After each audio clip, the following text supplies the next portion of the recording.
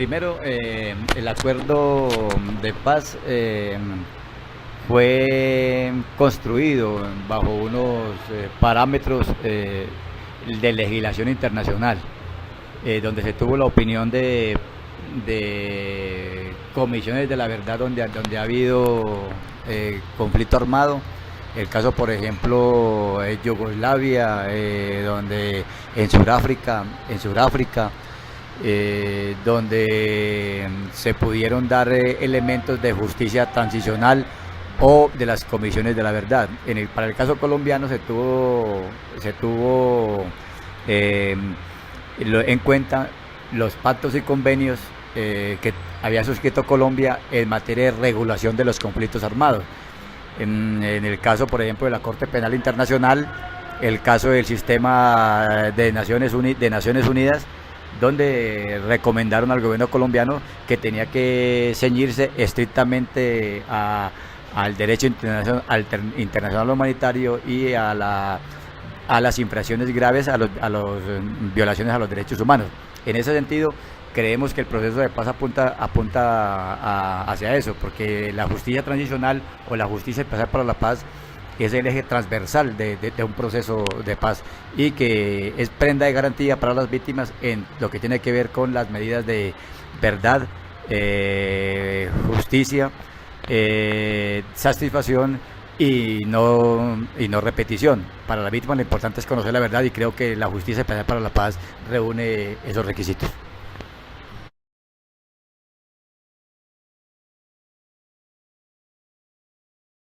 En ese sentido, quiero expresar que en un conflicto irregular como el colombiano, donde un actor armado del caso de las FARC-EP estuvo 53 años en armas, no se negocia para pagar cárcel. Se concibe la justicia tradicional precisamente en penas alternativas. Para la víctima es importante, vuelvo y repito, conocer la verdad, eh, hacer penas alternativas. Dicen los acuerdos, o está plasmado en los acuerdos, que los victimarios se les va a restringir la movilidad en un punto de normalización o de reincorporación que se está actualmente contemplado en la ley. Y allá van a tener que resarcir el daño causado a una comunidad. Entonces, en ese sentido, nosotros creemos que las penas alternativas que contempla la JEP son adecuadas y reguladas por los pactos y convenios que ha suscrito Colombia en materia de derechos humanos y de violaciones e infracciones al derecho internacional humanitario. Entonces, para eso existen las penas alternativas y la prohibición de que los que vayan a ser condenados en los 8 años, y en el caso de que digan toda la verdad, o si no, pues será de conocimiento de la justicia ordinaria los que no digan en la verdad.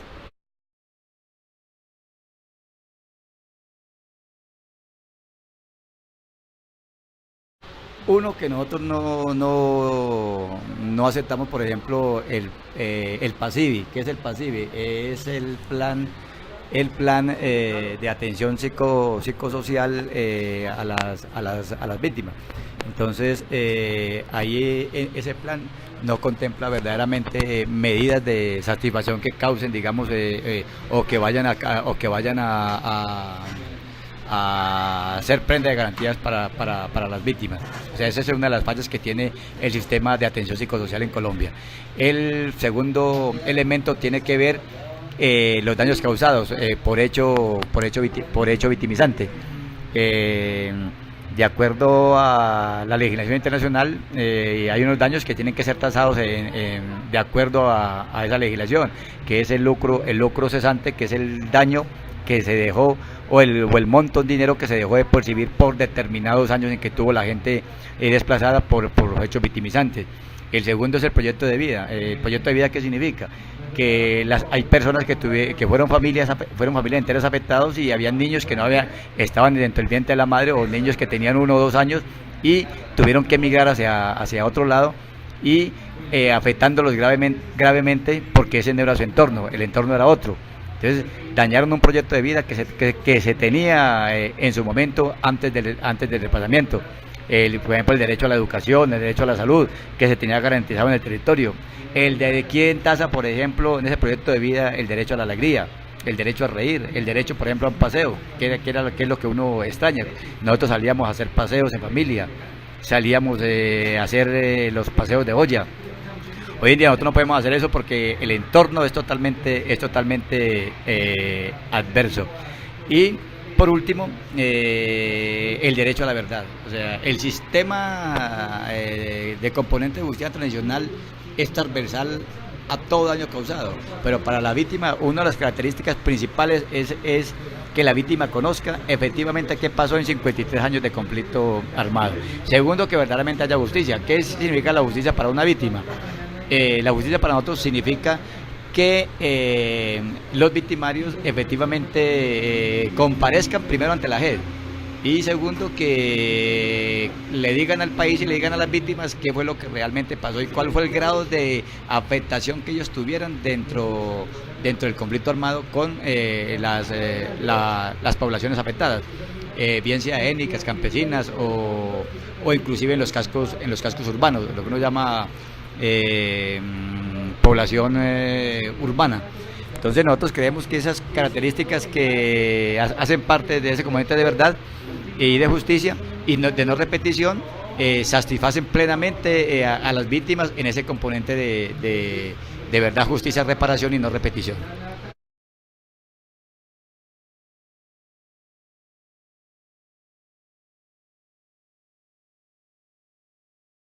Tengo el dato que entregó la Defensoría de 8.632.032 víctimas.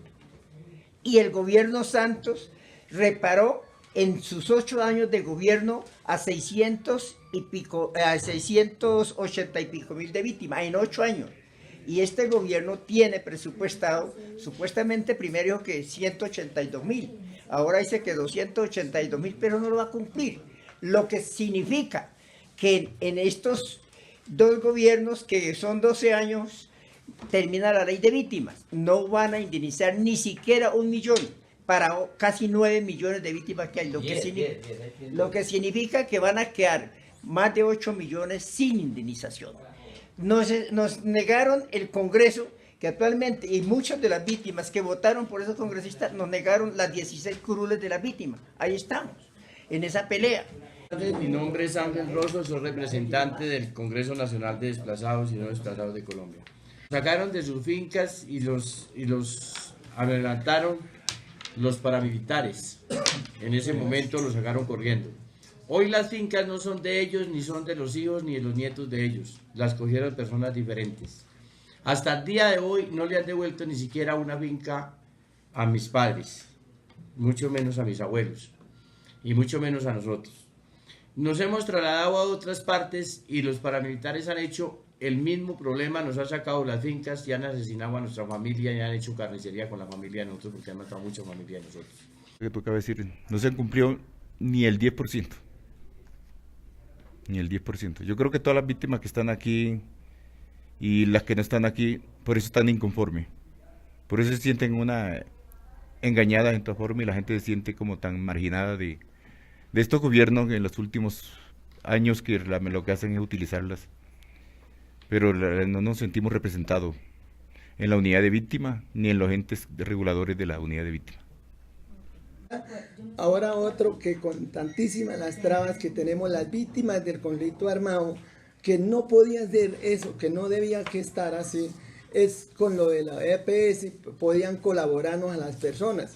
Inclusive, ya que no nos han reparado una persona, discapacitada como quedé yo, discapacitada, no tengo derecho a un trabajo, no tengo una ayuda de nadie, pues ¿por qué me quitaban la ayuda humanitaria? Me la quitaron desde el 2015, me la quitaron.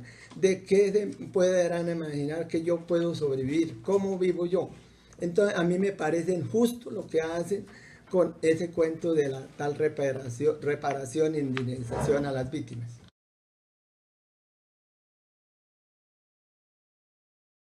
Creo que es importante que la gente entienda que lo que importa es qué pasa de ese muro que es el Congreso para acá, que está la ciudadanía, y no para adentro solamente, y eso es lo que los congresistas deben entender. Ellos están allí para representar a todo Colombia y Colombia no quiere un día más para la guerra. Todos los colombianos queremos la paz. Podemos tener diferencias sobre ella, pero tenemos que aprender a no devolvernos, a avanzar, a construir sobre lo construido, a entender el dolor de cada quien, la manera como ha vivido este conflicto y entre todos darnos la oportunidad de construir una Colombia reconciliada y en paz.